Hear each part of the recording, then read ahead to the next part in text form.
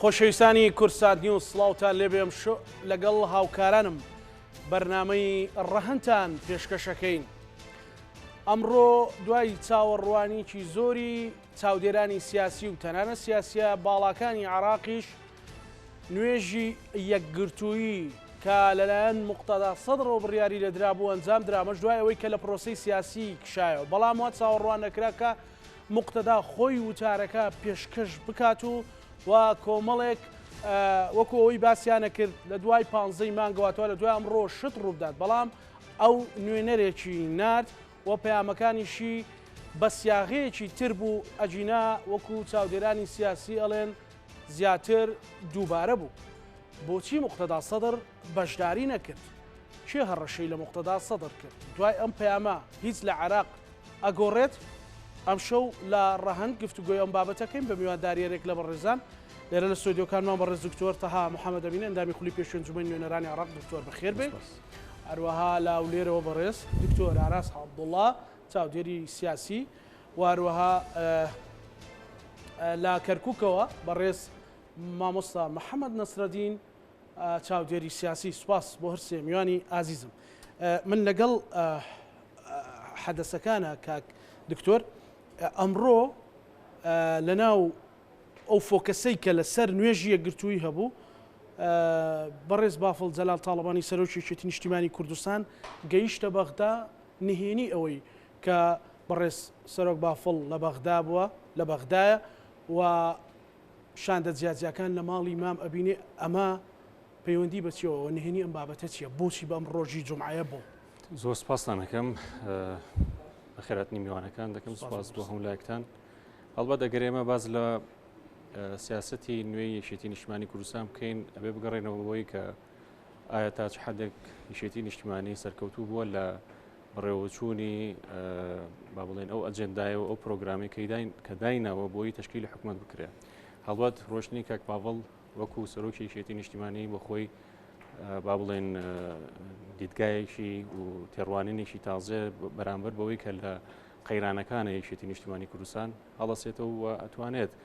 و ڕێگەچارەی پێویست و کۆکەرەوەی هەموو لایەنە ناکۆکەکانە لە بەغدا وەکو چۆن پێشتر هەڤاڵ مام جەلال کە ئەگەر دیقەت بین جارانیش بە هەمان شێوە کاتبینی حزابی شیعی و سونەکان لە بەرەیەکی زۆر قوڵا بوون، بانگێکردن و لە خوانێکتا هەمویانی کۆ کردەوە و گلەی و گازندەکانی هەمووی بەڕووی یەکتر کردەوە. لەبەرەوە ئەمەی ئێستاش هەر بە هەمان ئەو درێژەبەدەری سیاسەتەکانی مامە کە پێشتر یەکێتی نیشتیمانی لەسەری ڕاهاتوو لە و بڕوای پێی هەبوو و بۆتە ئەجەندایەکی جێگیر لە ئێستا و لە داهاتووشەکە پەیڕەویەکە. و ئەگەر دیقەت لە دیبلۆماسیەتی یەکێتی بین لە سەرەتای ئەم ئەزمەیە کە دروست بوو لە نێوان ئەو دووبەرە جیاوازەی کە هەبووە، هەڵبەت بەرەیەکیان هەڵوەشاوەتەوە بە تەواوەتی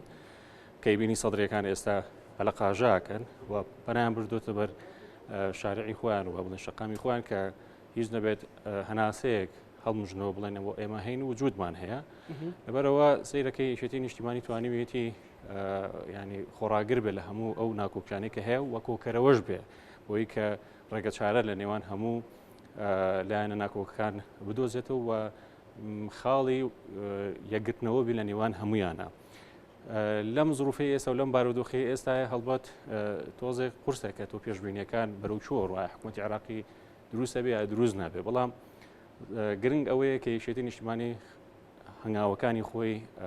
بڵێن لەسەر ئاسێکی واقعی بنیاد بنێت کە دراوە بەڕاستی. یەکێکی تر لەو مەسەلەی سەردانە ئەوە نییە کە تەحەدایەکە بۆ ئەوەی کە یەکێتی ئێوێ لە بەغداوە دۆخیارێمیش سەقامگیر بێ. بەتایشید یەکێتی دایمەن تێڕوانینی یەکێتی نیشتیمانی ئەوە بوو کە ئێمە کێشەکانمان لە بەغدا ئەبێ چارەسەر بکەین، نەک لە شوێنێکی تر یا لە ناوچەیەکی تر یا لە با بڵێن کۆمارێکی تر یا لە وڵاتێکی تر. لەبەرەوە ئێمە پێویستمان بۆ هەیە کە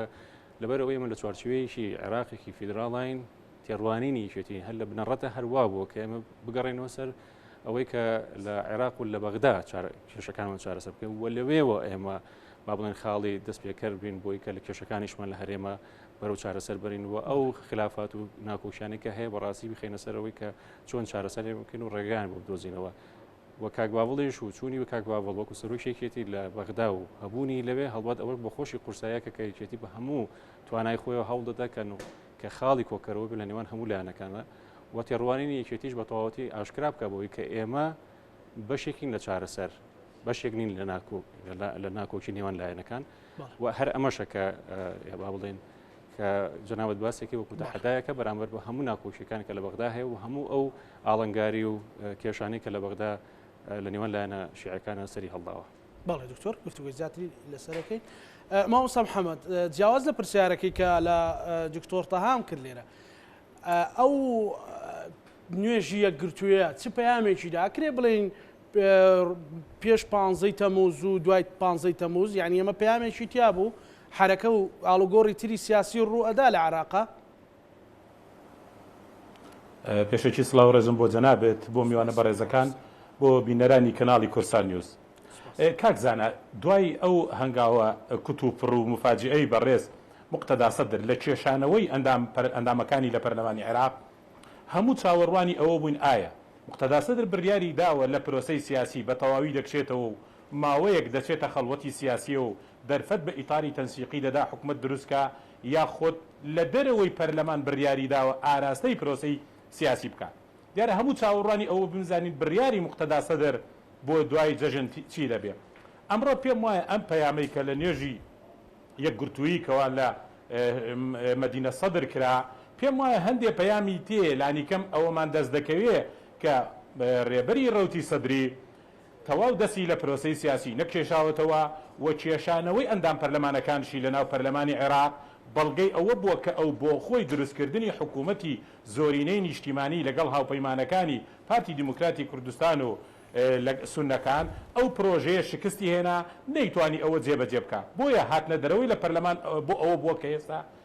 لە دەرەوەی پەرلەمان ئاراستەی پرۆسە سیاسەکە بکە و بۆیە ئەمڕۆ من پێم وایە یەک دوو خاڵ لە پەیامەکەی مقتەدا سەدرا گرنگە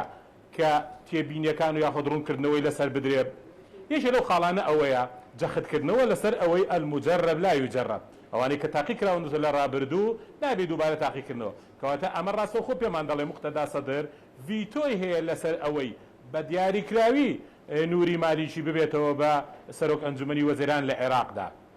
ئەمەش بۆ خۆی پێمان دەڵێ ئەمە جۆرێکە لە ئاراستەکردنی پرۆسەی سیاسی دیاریکردنی شێوازی ئەو حکوومەتەی کەوا ئەو ڕێدەدا یاخۆت ئەو پێی باشە دروست بێ و خاڵێکی کەش کاکزانە کە ڕەنگە گرنگ بێ بەلامانەوە ئەوەیە یەکێ لە خاڵەکانی داوای ئەوە دەکا کە ئەو هێزە داگیرکەرانەی ئەمڕۆ لە عێراقن هاوپەیمانان بە ڕێگای دیبلۆماسی دەربکرێن لە عێراقا کە ئێمە هەمومان باش دەزانین سەرەتای دروستبوونی تەیاری سەدری و جێشی مەهدی ئەساسەن لەسەر ئەوە دروست بوو کە ئەوان بەرەنگاری و مقاومەتی هێزی داگیرکرد دەکەن. ئێستا ئەمەش جۆرە گۆڕانکاریەکە کە لە ڕێگای دیبلۆماسیەتەوە تۆ داوای دەرچوونی ئەو هێزانە بکەیت و خۆی بۆ خۆی کاکزانە ئەمڕۆ مقتەدا سەدر مەرج بۆ ئەو حکوومەتەدا ئەنا یاخۆت هەندێ شەرتی زۆر قورس دەسەپێنێ بەسەریانەکە داوا لە حکوومەتە دەکا بەرپرسە گەورەکان کە گەندەڵکارن لێپرسینەوەیان لێ بکرێ پێشوەختە دەڵێ ئەم حکوومەتە سەرکەوتو نابێت لە ئەرکەکەی پێشوەختە داوای ئەوە دەکا کە هێزی چەکدار و ئەو چەکدارانەی کە لە دەرەوەی مەمزومە چەکدارەکانی ڕێک بخرێ ئەم شەرتانە کاکەزانە هەموو شەرتی قورسن پێشوەختە مقتەدا سەدر دەزانێ ئەمانە جێبەجێ ناکرێ. من پێم وایە دوای ئەوەی پرۆژەی حکوومەتی زۆرینەی نیشتیمانی شکستی هێنا لە ناو پەرلەمانەوە ئێستا مقتەدا سەدر دەیەوێ ئیتاری تەنسیقی پێم وایە حکوومەتێ دروستکە کاتی بەڵام حکوومەتێکی لاواز بێ ناوێ کەسێکی بەهێز ئەو حکوومەتە بەڕێوە بەرێ چاوەڕێ ئەو گۆڕانکاریانە دەکا کە ڕوو دەکاتە ناوچەکە کە باز لە بەتەبەن کاتێ ئێمە ئەمڕۆ باز لە سەردانی بایدن بکەین بۆ ناوچەکە باز لەوە بکەین کە بایدن باسی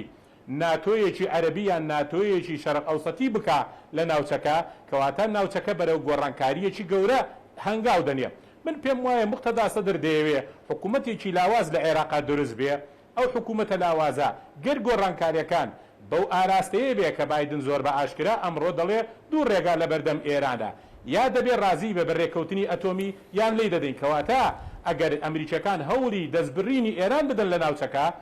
هێچە لە ئەگەرەکان ئەوەیە کە دەبێت لە عێراقەوە دەست پێ بکە دەستپێکردنی دەستبڕینی ئێران لە عێراقەوە دەست پێ بکە ئەو کاتە دەرفەتی تەواو دەبێت لە بەردەم مقتەدا سەدر ئەوەی کە نەیتوانی لە چوارچێوەی پەرلەمانە بیکە لە حکوومەتی زۆری نیشتیمانی لە ڕێگای ئەو هێزانە و لە ڕێگای شەقامەوە لەبەرەوەی هێچە لە هەوڵەکانی ئەمڕۆ ئەوە بووە کە هێزی شەقام بە نەیارەکانی پیشاندا. بۆیە من پێم وایە ئەمڕۆ مقتەدا سەدر بە نارەکانی دەڵێ گۆڕەپانی سیاسیمان چۆڵ نەکردووە ئێستاش پرۆسەی سیاسی دەمانەیە بەو شێوەیە ئاراستە بکرێ کە بە شێوەیەک نەبێت دوا ڕۆژ بۆ مقتەدا سەدر و هاوپەیمانەکانی ئاراستەکردنی بە شێوازی کە یاخود گۆڕانکاری تەیە قورس بێ بۆیە من پێم وایە ئەمڕۆ ئاماژەی ڕوون هەبووە بەوەی کەوە مقتەدا سەدر ناچێتە خەڵوەی سیاسیەوە و دەست وەرئەدا لەو حکوومەتی کەوا دروست دەبێ و ڕێگرش دەبێت لەوەی ئەو حکوومەتی دروست دەبێ حکوومەتێکی بەهێز بێ کە بتوانێت کۆنتترۆلی عێراق بکە یاخۆت ببێ بە بربەستێک لە بەردەم خەونەکانی مقتەدا سەدر و هاوپەیمانەکانی. بەڵێ ماوەستا گفتوگۆی زیاترەکەین. دکتۆر ئاراسڵاو لێبێ نوێژ یەکگرتووی و وتارەکە و بەشداری نەکردنی خودی مقتەدا سەدر چی نوێی بۆ تۆ تێدایە وەکو مطابعێک کە پێش 15 تەمووز و ئەمڕۆژ کە 15 تەمووز بۆ ینی چی نوێت دەست کەوتووە و پێت وایە مەساری گۆڕانکاریەکان لە عێراقا بەرەو پێکێنانی دوو سەرۆکایەتەکەی تر بەرەو کوێ هەنگاو دەنێت؟ سڵاوتان لەبێت شەوتان باش بە خێراتنی میوانە بە ڕێزەکانیشتان دەکەم. بەتاکید پێشتر هەر لەو کەناڵی بەڕێستان ئاماژەم بەوە داوە ئەگەر مقتەدا سەدر لە پرۆسەی سیاسی عێراقیش بکشێتەوە ئەوە بۆمانایە نایەکەوە تەسلیمی ڕکابەرە سیاسیەکانی تریشی عەبووە لە عێراقدا بەڵکو ڕێگایەکی تر بە ڕێگایشتر هەنگاو ئەنێ بۆ ئەوەی پەیامی خۆی بگێنێ و مەرجەکانی خۆی فەرزکە لەسەر دروستکردنی حکوومەتی داهاتووی عێراقی. بۆیە زۆربەی زۆری توێژەرە سیاسیەکان پێیان وایە کەوا مقتەدا سەدر یاریزانێکی باشە لە گۆڕەپانی سیاسی عێراقدا ئەتوانێت بە یەک تویت بە یەک لێدوان زیاتر لە ملیۆنێک کەس بێنێتە سەر شەقام لە عێراقدا و بە گوێرەی عەقڵیەتی شەقامی عێراقی و بە گوێرەی داوای هاوڵاتی عێراقی مامەڵاکە کە ئەوەش لە عێراقدا ژنگەیەکی لەبارە هەر سیاست مەدارێکی سیاسی یاخود ئاینی لەسەر ئەو ڕێچکەیە کار بکە ئەتوانێت زۆرترین دەنجی شەقام ببە ئەوە ئێستا مقتەدا سەدر لەسەر ئەو ڕێچکەیە کارەکە. بۆیە مقتەدا سەدر بە یاریزانێکی مخەزڕەم و دەرەجەیەک لەسەر ئاستی گۆڕەپانی سیاسی عێراق ئاژمارە کرێ. پێشتر ئەتاوەکو ئەندام پەرلەمانەکانی لە ناو پەرلەمانی عێراقدا بوون هەستا بە تێپەڕاندنی پرۆژەی ئاسایشی عێراقی کە ئەوە وەک دەرفەتێک دا بە مستەفا کازمی لە ئەگەری تشکیل نەکردنی حکوومەتی داهاتووی عێراق دەستکراوە بێ وەکو حکوومەتێکی کاربەڕێکرد بۆ ماوەی 6 مانگ تا ساڵێکی تر بتوانێت کاروباری حکوومەتداری لە عێراقدا پێ بکات. ئەو خۆپیشاندانە ملیۆنیە خود ئەو نوێژە ملیۆنی ئەوڕۆ کە ئەنجام درا دوو پەیامی سەرەکی هەیە. پەیامێک ئاراستەی پارت و لایەنە سیاسیە شیعەکانی عێراقا کە تیاری سەدری و ڕابەرەکەی تەسلیم بە ئیرادەی ئەوان نابێت. هەر حکوومەتێک ئەگەر بێت و مەرجەکانی تیاری سەدری جێبەجێ نەکا تەمەنی ئەو حکوومەتە لە 3-4 مانگ زیاتر نابێم. بە تایبەتی دوای بڵاوبوونەوەی ئەو تۆمارە دەنگیەی نووری مالیکی کارتی نووری مالیکی لە بەدەستهێنانەوەی پۆستی سەرۆکی ئەنجومەنی وەزیرانی عێراق سوڵتە. ئەو پێشتریش دە ڕۆژێک پێش ئەو کاتێش بە هەمان شێوە مقتەدا سەدر هێرشی کردە سەر سەرۆک کۆماری عێراق لە ئەنجامی تەزدیق نەکردن لەسەر پرۆژەی یاسایی کە لە ناو پەرلەمانی عێراق دش بە ئیسرائیل دەرچوو سەرۆکی کۆمار تەزدیقی نەکرد. بۆیە یەکێک لە خاڵە سەرەکیەکانی با بڵێن بەیاننامەکەی مقتەدا سەدر کە خوێندرایەوە ئەوەیە ئەوانەی کە پێشتر تاقی کراونەتەوە نابێت تاقی بکرێنەوە. بەتاکید ئەگەر ئەو پەیامەش جێبەجێ نەکرێت لە حکوومەتی داهاتووی عێراقی هەر حکوومەتێک دروست بێت مقتەدا سەدر هێز و توانای خۆی پێشانی لایەنەکاندا ئەو نوێژە ملیۆنە بەیانی ئەبێ بە خۆپیشاندانی ملیۆنی بەناڕەزایی ملیۆنی تەجروبەی پێشتریش هەیە. سەدر توانیوێتی لە خیلاری چەند کاتژمێرێک پەرلەمانی عێراق و حکوومەتی عێراق و مەنتیقەی سەوزت بۆ کۆنتترۆل بکات. جگە لەوەی کە شەقامی لەگەڵا بیریشمان نابێ بچێت مقتەدا سەدر سەلایە سەرام و چەند گروپێکی تری چەکداری هەیە کە مەزەنداکرد لە 20,000 بۆ 25,000 چەکدار هێزی هەیە و توانای هەیە بەیانی ئەگەر بەرپەرچی بدرێتەوە بێدەنجی نانوێنێ. پەیامی دووەمی بۆ کۆمەلگای نێودەوڵەتی و بۆ بەتایبەتی بۆ ئێران بوو کە ئەم پێچەوانەی ئەو ڕانێک کەوا ئێستا من بیستم کە مقتەدا سەدر خۆی نەهات بەشداری بکە یاخود خۆپیشاندانەکانی لەرزوک بووە ئەوێتی شەقام بە شێوەی لەرزوک بجوودنی نەخێر پێشتر نەکەوتە ژێر کاریگەری مەرجەکانی ئێران لەگەڵ ئاوانجی نیشتیمانی ڕێک نەکەوت ئامادەم لە پرۆسی سیاسی وەکو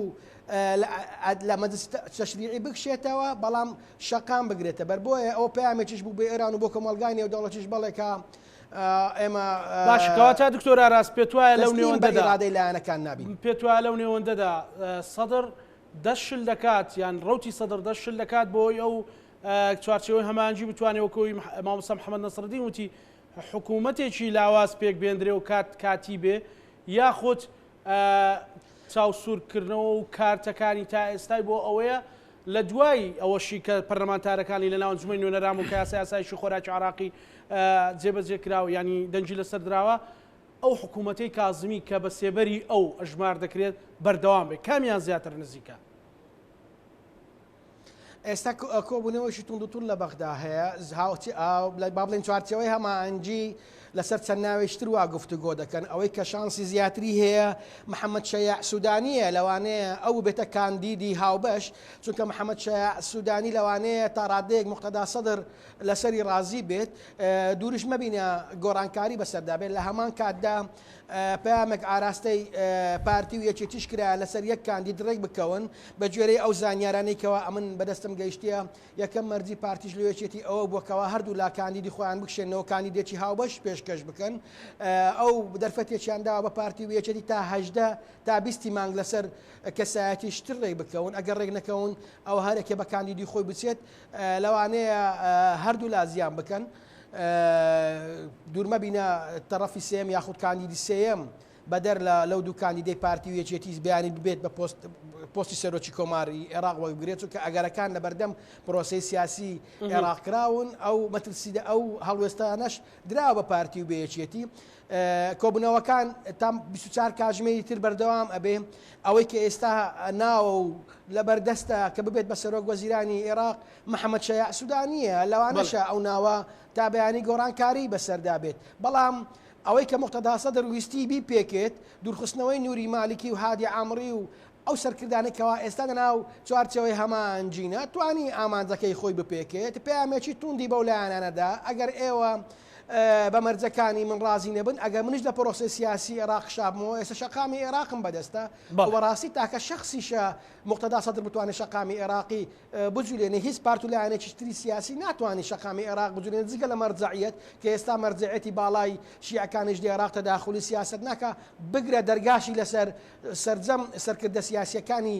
عێراقی داخستووە ئامادەنی هەرگوێشیان لێ بگرێت ئەوە پێمان دەڵێ کە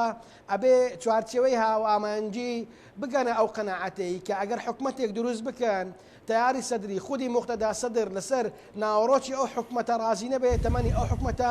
ئەگەر دروستیش بێ لە 3-4 مانگێک تا 6 مانگێک زیاتر درێژتر نابێت. بەڵێ دکتۆر گفتوگۆی زیاتر لەسەرەکەین دکتۆر تەها ینی نوێژێ گرتوویەکە چی بۆ یەکێتی و پارتی بۆ کورتیا بوو مەسەلەن هیچ پیامێکی بۆ کورتیا بوو یان هیچ ئاستەنگێکی لە بەردەم کورد دروست کرد بۆ بەشداری زیاتری پرۆسی سیاسی عراق خۆی مشکلەکە لەوایە کە ئێستا با بڵێن سراعەکان واتون بۆتەوە هەریەکە و هەوڵ ئەیە کە جێپی خۆی لە ناو شەقامی خۆیان جێژیر بکات بەنسبە شیعەکانم لەبەرەوەی تا ئێستا نەگەیشتونەتە ڕێکەوتنێک و یا خۆی بڵێن با بڵێن بیر بۆچوونەکانیان بۆ پێکهێنانی حکومەت تا ئێستا یەکی نەگردوتەوە هەریەکە و هەوڵ ئەیە کە فەلسفەی سیاسی لە عێراقا بگۆڕێ و هەریەکە و هەوڵیش ئەیە کە بەشە کێکەکەی زیاتر بێ لەوەی تریان بە حکمی ئەوەی کە ئاخر انتخابات ئەوە بووە کە با بڵێن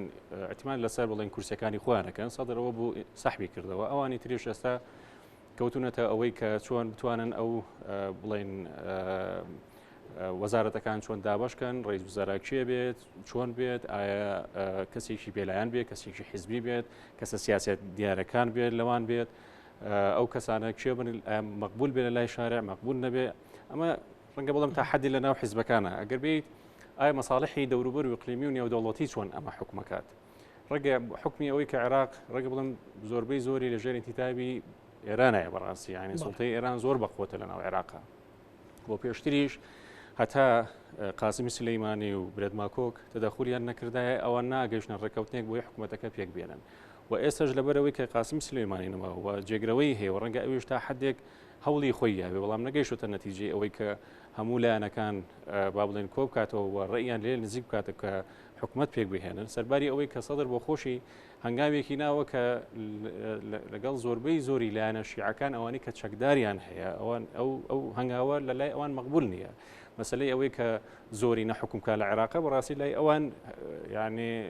لە ئەلفەوە تا یای بڵێن هەمووی ڕەوزە جا ئەمانە هەمووی بۆتە هۆی خاڵی ناکۆک لە نێوان ئەو لایەنانە و تا ئێستاش بڵێن بەرژەوەندی ئێرانیەکان بە تایبەت لەوایە نییە کە بکەوێتەوەی کە هەنگاو بندرێت لە نێوان لایەنە شیعەکانە هێزی چەکدار بەکاربێنە ژینە هەمویان میلیشیان هەیە و سەرای سەلام هەیە لە مقتەدا سەدر بڵێن میلیشا چەکدارە شیعەکانی تر کە سەر بە ئێران کە زۆر توندن ئەوانە بە هەمان شێوە ئەوانش چەکی قورسیان هەیە نەگەیشتونەتە ئەو حەدێک کە بێکدادان ڕووبە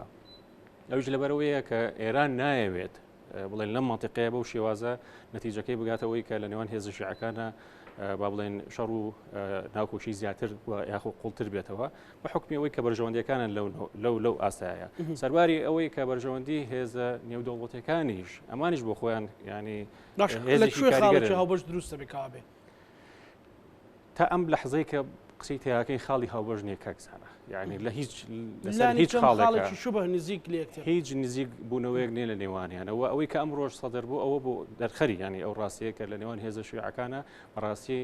بۆشایەکی زۆر فراوان هەیە و خلافێکی زۆر فراوان هەیە لە نێوانیان بەڵام مەسلەی سەدر کە ئێستا ئەمڕۆ ئەمەی کردووە ینی ڕەنگە بڵێم وەکو باسم کرد مەسلەکە هەر ئەوە بوو کە عەتفی شارعی خۆی زیاتر بجوڵێنێ و دەرخەری ئەوە بێ کە بڵێ من هێشتا شارع ئەمە دەستەوەی کە بڕوا ناکەم توانای ئەوەی هەبوو بێ کە بەرپرچی هێزە لایەنە شیعەکانی تر باتەوە چونکە لە مەسلحەتی ئەوانە نییە و ناژبێت لەبەرەوە ئەوەی ئێستا کە ئەمڕۆ ڕوویە تەنیا هەر مەسەلە وەکو چۆن ینی خۆ دەرخستنێک بوو سەدر کردی و هیچ پەیوەندی بەوە نەبووە کە ئایا نزیکن یان دوورن بەڵکو زۆر دووریشن لە یەکتری و بۆ چوونەکانیان بڵێن بەم نزیکانش یەک ناگرێتەوە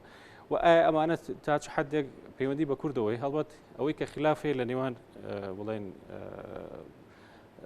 پارتە یەکێتی پارتی ئەوەیە کە مەسەلەی سەرۆ کۆمارە یەکێتی تا ئێستا بڵێن مڕەشەحی خۆی بڵێن سەحبی نەکردوتەوە و بەردەوامە لەسەر ئەوەی کە مڕەشەحی خۆی هەیە و تا ئێستاش هیچ بڵێن ڕێگە چارەیەکیش نییە لە نێوانەوەی کە پارتی چۆن بۆ چوونەکانی چۆنە خاتە ڕوو لەسەر ئەو مەسلەیە و تا ئێستاش یەکێتی چووکە مستحقی خۆیەتی یعنی ئەوە نییە بڵێ هاتوێت بەشی یەکێکی تری خواردبی یاخۆت هاتوێت با بڵێن سنووریشی حزبێکی تری با بڵێن بەزاند بێت لەبەرەوە ئەمە ینی مەشهدە سیاسەکەی بە شکڵە عامەکەی و کاریگەریەکانیشی ئەوە نییە بڵێ تا حدێک بڵێن لەسەر کورد خراپەیە چاکە ناتوانانی ئەو حکومە بێ بەڵام ئەوەیە کە مەشهدە سیاسەکەی عێراق هەر بە شلۆقی ماوەتەوە و ئەژمێنێتەوە بەم نزیکانش بڕوا ناکەم چارەسەری هەبێت و لە حاڵەتێکیشە ئەگەر بەرەو چارەسەر بڕۆ هەر بێت هێز ئەقلیمیەکان زەختێکی زیاتر بکەن و مەرجع شیعەکانیش لە عێراق بە هەمان شێوانیش ڕۆڵی زیاتر ببینن لەوەی کە ئەم لایەنە ناکۆکانە زیاتر لەکتر نزیک بکاتەوە سەرباری ئەوەی هێزە نێودەوڵەتەکانیش کە ئەمریکا وجودێکی بەقوەتی هەیە ئەمریکا لە 2000 خلافی چ پارتیەک لاکاتەوە مشکلی ئەمریکا لەبەرەوەی کە بەرژەوەندی استراتیژەکانی لە عێراق ڕەنگە بڵێم تا حدێک لاوازتر بووە ئێستا ڕووی کردوتە بڵێن دەوڵەتە خلیجەکان ئەویش کۆمەڵێک کۆکاری ڕەنگە هەمووان لای هەمووان ئەشکرا بێ مەسلەی نەوتە و کۆمەڵی مەسائلی ترە مەسلەی ئەوەی کە چۆن بەرەیشی عەرەبیە گرتو دروستکەن لە مەنتیقەکەیە و چۆن ئینتیمایان بۆ ئەمریکا زیاتر بێ لەوەی کە رووسیا چونکە رووسیاش بە هەمان شێوە بە قووەت هاتوتە ئێرەوە دوو لایەنی زۆر بە قووەتن لە مەنتیقەکەیە کە ئیشەکەن بۆی کە نفوزیان زیاتر بێ و زەختیان زیاتر بێ و وارەوە لایەنگر و بڵێن پابەندبوونی دەوڵەتەکانیان بۆ خۆیان زیاتر هەبێت لە مەنتیقەکە بە تایبەتی ئێران ئێستا با بڵێن زیاتر گەڕاوەتەوە سەر ئەوەی کە لەو بەرایە کە رووسیا ڕابڕایەتیەکە و بە هەموو قوتێکیش لەگەڵ یایەتی ئەمریکا ئەوێت ئەو هەژمونی کە لە نێوان عەرەبەکانە هەیە بۆی کە ئیسرائیل دوژمنی سەرسەختیانە بگۆڕێت بۆی کە ئێران ئێستا لە مەنتیقەیە ئەوە دوژمنی سەرسەختە ئەمە هەموو ئەو مەشهدە سیاسیە ینی تا حدێک و ئەمریکاش ڕەنگە بڵێم لە خەتوەکانی داهاتووترا وردە هەوڵ بات کە لە عێراق شێت ئەو استقرارە سیاسی کە هەبێت ضرورەت چونکە بەڕاستی پەیوەندی بە مەسەلەی تاقو نەوتەوە هەیە نایەوێت شلۆقی دروست بێت لە مەنتیقەکە ئەوێ استقرارەکە بێت ئەویش تەداخل کات ینی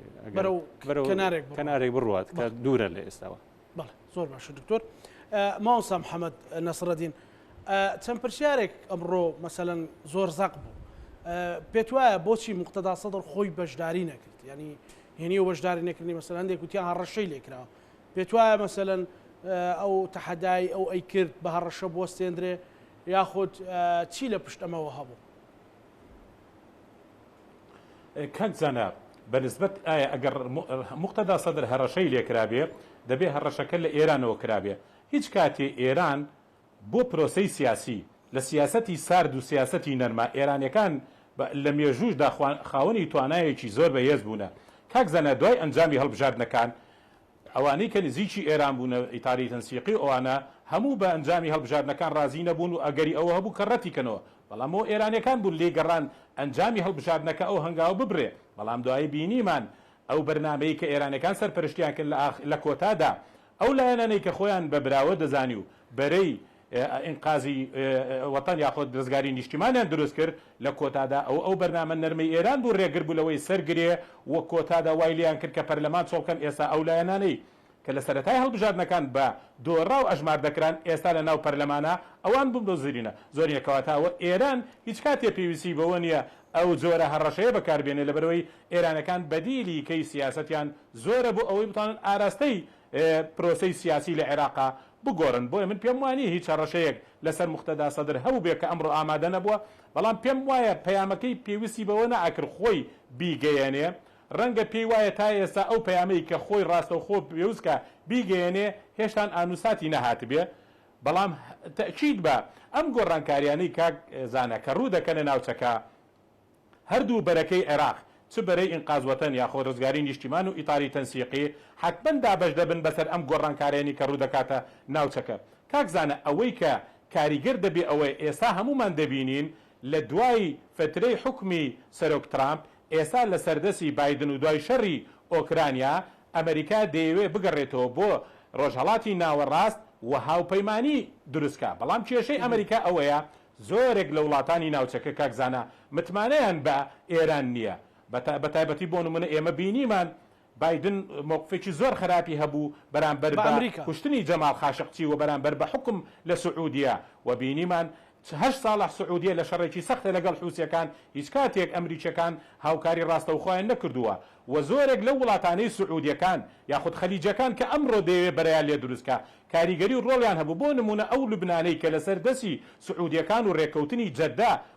دوای شەڕی ناوخۆ لوبنان بوو بە وڵات و ڕەفیق حەریری بوو بە سەرۆک ئەنجومەنی وەزیران بینەمان ئێستا ئەو لوبنانە تەواو لە ژێر دەسەڵاتی ئێرانیەکانە و ئەمریکیەکان هاوکاری سعودیەش نەبوون، سووریاش بە هەمان شێوە و یەمەنیش بە هەمان شێوە. بۆیە بەڵێ ئێستا ئەمریکیەکان دەیانەوێت بگەڕێنەوە ناوچەکە هاوپەیمانی دروستکەن، بەڵام زۆرێک لە وڵاتانی ناوچەکە نمتمانەیان بە ئەمریکانی یعنی ئەو ئەمریکایی کاکزانە لە سەردەمی دۆناڵد ترامپە هاوپەیم ئەو ڕێککەوتنی ئەتۆمی کە لە سەردەمی ئۆباما مۆرکرابوو بە دەستکەوت دەزاندرا ترامپ هات هەڵی وەشانەوە. ئێستا ئەمڕۆ بایدن هەڕەشەی ئەوە دەکا ئێران یا دەبێ بەو ڕێککەوتنە ڕازی بێ یا هێرش دەکاتە سەری. ئەمە وا دەکا وڵاتانی ناوچەکە زۆرێک لە بێمتمانەیان هەبێ بەرامبەر بە سیاسەتی ئەمریکا. بۆیە ئەم هاوپەیمانی کە ئەمریکا دێ دروستیکە کاریگەری ڕاستەوخۆ ئەگەر سەرکەوتوو بێ لە دروستکردنی کاریگەری ڕاستەوخۆی دەبێ لەسەر ئاراستەکردنی پرۆسەی سیاسی لە عێراق لەبەرەوەی دوو بەشی سەرەکی لە هاوپەیمانی ڕزگاری نیشتیمانی مقتەدا سەدر کە پارتی و سونەکانن پێش هەڵبژاردن ئەمانە ڕێککەوتنی تەواویان لە دوو وڵاتا کردەوە کە تورکیا و ئیماراتە ئەمانە ڕاستەوخۆ ئەگەر ئەمریکا سەرکەوتوو بێ دەبنە بەرەیەک یاخۆت بەشێک لەو هاوپەیمانەیە کە دروست دەکرێت. بۆیە ئەو ئەجندای ئەمریکا ئەگە سەرکەوتوو بێ لە ناوچەکە بەڵێ وەکو چۆن باز دەکا هەوڵی برینی دەستی ئێران بدا ئەمە ڕاستەوخۆ کاریگەری لەسەر بارودۆخی یاخۆت پرۆسەی سیاسی عێراق دەبێ. بەڵام بربەستی گەورە بەڕووی ئەمریکیەکان پێم وایە ئەوەیە کە زۆرێک لە وڵاتانی ناوچەکە متمانەیان بە سیاسەتی ئەمریکا نەماوە. بەنسبەت کورچەوە کاکزانە ئایا تا چەند ئەم گۆڕانکاریانی لە ناوچەکان و پرۆسەی سیاسی لە ناوخۆی عێراق و لە دەوروبەری عێراقا کاریگەری لەسەر کورد و دەستکەوتەکانی کورد و پرۆسەی سیاسی کوردی دەبێ؟ من پێم وایە ئێستاکانە ئەوەی کە بە دوای شەڕی ئۆکرانیا کە ئێستا گەورەترین چەک لە شەڕی ئۆکرانیا بەکاردێک کاکزانە چەکی وزەیە ئەوەی کە ئەمڕۆ ئەوروپای ملکەتی رووسیا کردووە و ئەوەی کەوا زەربەی گەورەی لە ئەمریکا داوە وزەیە. ئەمڕۆیەکە لە خاڵەکانی ئەوەی بایدن دێنێ بۆ ڕۆژهەڵاتی ناوەڕاست بۆ ئەو ناوچەیە ئەوەیە کە بتوانێت ئەم وزەی لەو ناوچەیە بەردەوام بێ پارێزراو بێ. کێشەی کورد ئەوەیە ئەو وڵاتانی کە ئێمە کێشەی سەریکەمان لەگەڵان هەیە بە تایبەتی وڵاتێکی وەکو تورکیا ئەمڕۆ هەم رووسیا ئیشی پێویستی بە تورکایە و هەم ئەمریکا و بەرەی ئەمریکاش پێویستیان بە تورکایە بۆیە ئەمڕۆ تورکیا دەیەوێت سوود لەم دەرفەتە بینێ ئێستا هەم ئەمریکیەکان فشار لە ڕۆژئاوای کوردستان دەکەن و هەم رووسەکانش فشار لە ڕۆژئاوای کوردستان دەکەن بۆ ئەوی ملکەتی داخوازیەکانی تورکیا بێ بە چۆڵکردنی 30 کیلۆمەتر لە حدود ڕۆژئاوای کوردستان کەواتە من پێم وایە ئەم شەڕەی ئۆکرانیا و ئەم بەرانەی کە ئەم بەرەی کە دەوێترێ دروست بکرێ ڕەنگە لە هەندێک کات و لە هەندێک هەنگاوی پرۆسەکەدا زیانی بۆ بەرژەوەندێ باڵەکانی کورد هەبێ و لە پرۆسەکە لە ناوخۆی عێراقشدا من پێم وایە ئەمەیکەوە ئێستا بەڕێوەیە بەرەی ڕزگاری نیشتیمان لەگەڵ ئەوەنی کە ئەم حکوومەتە دروست بێ بەڵام بە ناچاری پێ ناتوانن نەپارتی ئێستا بێسەدر دەتوانێت پێشگر بێ لەوەی ئەم حکوومەتە دروست بێ بۆیە دەڵێ بەشدارم نەسونەکانش وە ئیلا ئەمڕۆ محەممەد هەلبوسی دەڵێ ئەمە نەخشە ڕێگایە ئەمەی بەڕێز موختەدا سەدر باسی دەکا کازمی دەڵێ ئەمە دەست پێشخەریەکی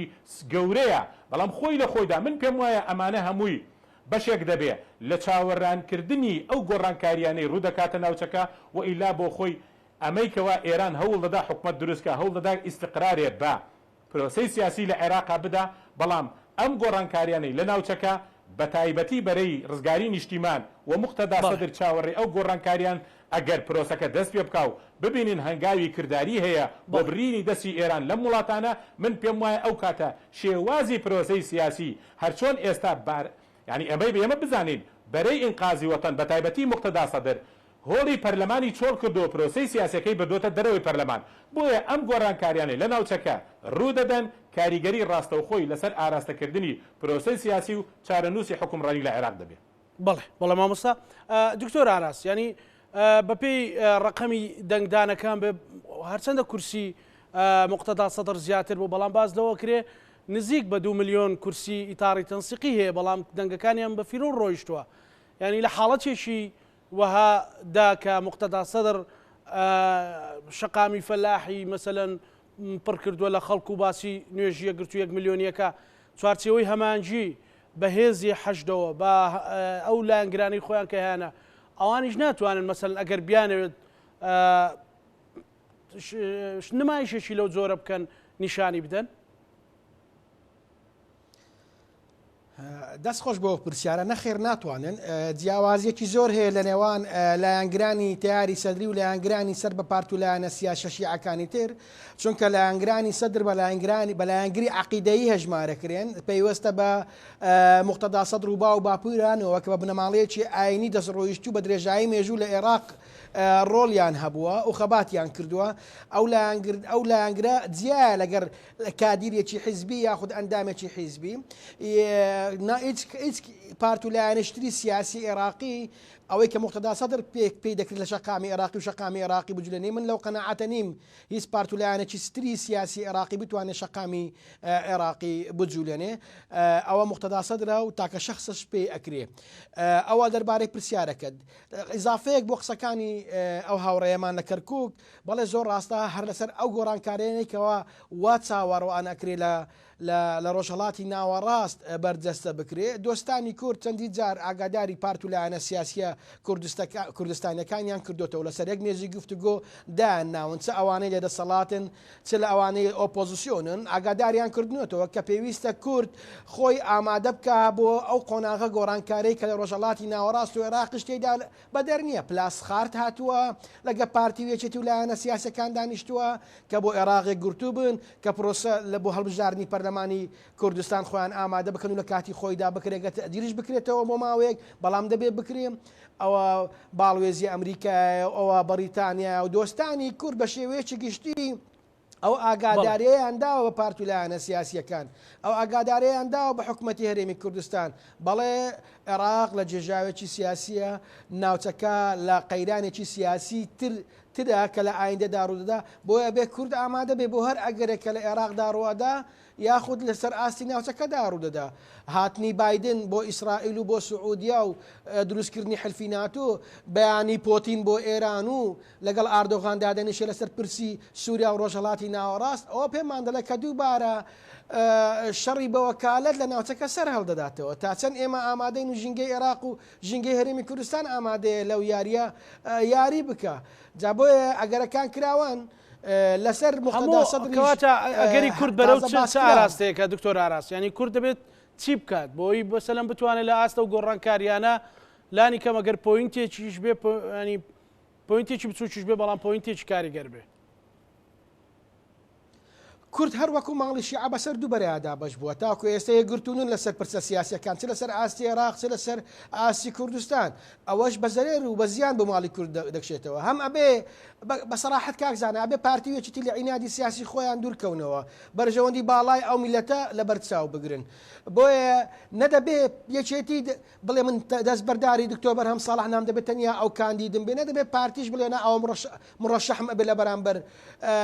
دکتۆر بەرهەم ساڵح ئێستا شارعی عێراقی و قۆناغی عێراقی گەیشتۆتە ڕادەیەکەوە تەحملی ئەوە ناکە ئێمە یەکگرتوون نەبین لە بەغدا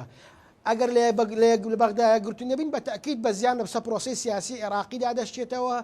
کۆمەڵێک مەرج و شیتر بەسەردامە دەشێتەوە لە ئەنجامی یەک نەبوونی ئێمە لەلایەن چوارچێوەی هاوەمانجی و دادگای فیدرالی بەرامبەر بە پرسە سیاسیەکانی کوردستان بەکارهێنرا کە لە کۆتایەکەدا کورد هەمووی بە پارتی و بێچیتی و بە پارت و لایەنە سیاسیەکان بە گۆڕان و بە ئیسلامی و بە ئەلمانیەکانەوە هەمووی تێدا زەرمەند دەبن هاوڵاتیانی کوردستان تایدا زەرمەند دەبن کەواتە یەک نەبوونی ئێمەیە لە بەغدا وامان لاتۆ لە جاتی ئەوەی لە بەغدا ئێمە شەر لەسەر مافە دەستوریەکان مەکەن خەریکی جولاندنی کێسین لە بەرامبەر یەکتری ئەوە کارەساتە دەبێ پارت و لایەنە سیاسە کوردستانەکان بە خۆیان دابستنەوە و بەرپرسیارەتی مێژوویشیان دەکەوێتە ئەستۆ لەو قۆناغەدا کە ئێستا عێراق لە قۆناغی چارن و سازدایە ناوچەکە لە بەردەم گۆڕانکاریدایە ئەبێ کورد ئامادە بێ بە یەکگرتووی سەرجەم بەرژەوەندیە بەرتەسکە حزبایەتەکان بەلاوە بنێن بە یەک ئامان بۆ پرسی کورد بۆ پرسی هەرێمی کوردستان لە بەغدا بجەنگن باشە هاتنی بایدن و پۆتین لە دوو محوەری زیادە کاریگەریە بێ لە سەربەریەکەوتنەکان یان پرۆسەکە خێراترەکات یاخود دۆخەکە بە دیوێکی تر ئەگۆڕێت کاکزانە بە درێژایی مێژوو ئیدارەی کۆماریەکان هەمیشە هەوڵی ئەوەیان داوا لە ناوچەکانی تر هێزیان هەبێ دوای کشانەوەی ئەمریکا لە سەردەمی دۆناڵد ترامپ رووسیا بەهێزەوە هاتنە ناوچەکە لە ڕووی اقتصادی و وڵاتی سین دەستی ئەمریکای بڕی لەو ناوچەیە جا بۆیە ئێستا ئیدارەی بایدن ئەڵێ هەڵەیەکی استراتیژی بوو کشانەوەمان لە ڕۆژهەڵاتی ناوەڕاست بۆیە بەهێزەوە ئەگەڕێنەوە ڕۆژهەڵاتی ناوەڕاست کە عێراقیش تێیدا بەدەر نییە ئەو مەترسیانە و ئەو پێشهاتانێکەوە ئێستا ئیدارەی بایدن و ئەو استراتیژێکەوە ئیدارەی بایدن چەند مانگێکە کاری لەسەرەکە بە تایبەتی دوای سەرهەڵدانی قەیرانی وزە و قەیرانی خۆراک بەهۆی پرۆسەی داگیرکاری ئۆکرانیا لەلایەن رووسیاوە پۆتینیش لەو پەیامی ئەمریکا گەیشتووە بە هەمان شێوە ئەویش دێت لەگەڵ هاوپەیمانەکانی لە ناوچە کار لەسەر ئەو پرۆژەیەکە دێ لەگەڵ ئێران دانیشێت دێ لەگەڵ تورکیا دانیشێ تەبعەنەوە سراعێکی سیاسی سەربازی و شەڕی وزە و شەڕی بەدەستهێنانی زۆرترین هاوپەیمانە لە ناوچەکە بە تەکید کامیان سەرکەوتووە بێ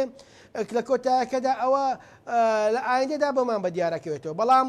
ئەوە هەواڵی دڵخۆشکەر نین بە تەکید دوو قوتبی سیاسی گەورە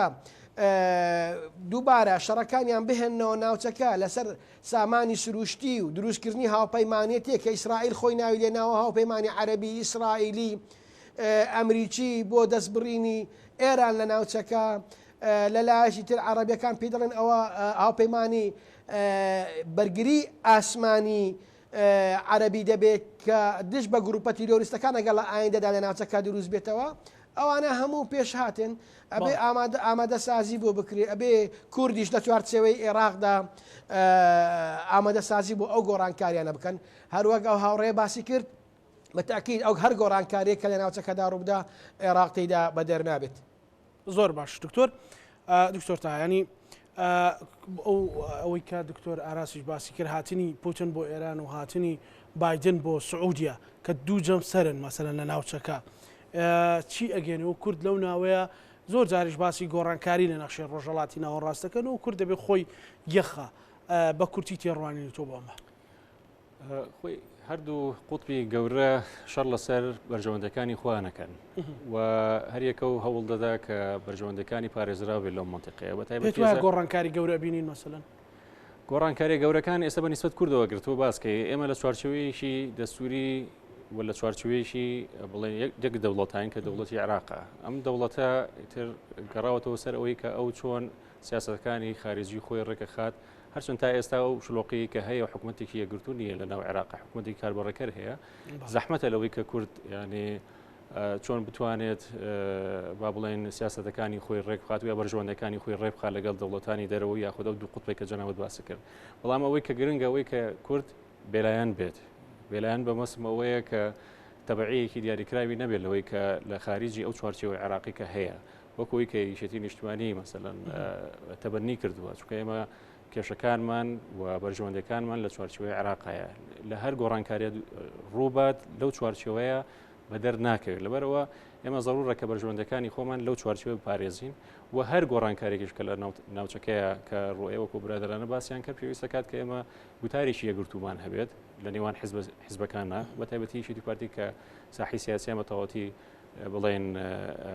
ڕۆڵی تەواوی تیابینن هەم لە عێراقیشەوە هەم لە کوردستانیشە ضرورەکە ئێمە یەک گوتارمان هەبێت ضرورەکە کێشەکانمان حەل بکەین ضرورە بەوەی کە مەسلحەتی عامی گەلەکەمان لەبەرچاو بگرین ئەمە زۆر گرنگە و ئێمە بتوانین لەسەر مافە دەستورەکانی خۆمان لە عێراقا بە تایبەت ئێستا شەڕی پێکەدانی حکوومەتە کە ئێمە